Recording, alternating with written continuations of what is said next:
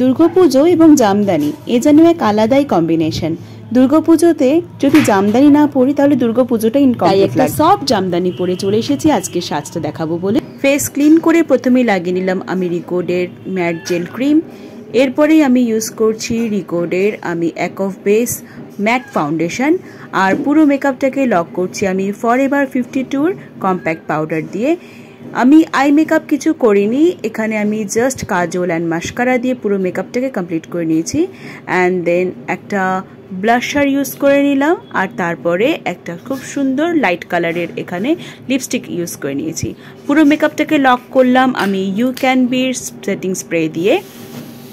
এইরকম হালকা একটা সাজের সাথে ছোট্ট একটা টিপ, এরকম একটা হালকা সাজে সারা দিন পুজো মণ্ডপ হপিং করো, কোনো কিন্তু হেভি ফিলও হবে না।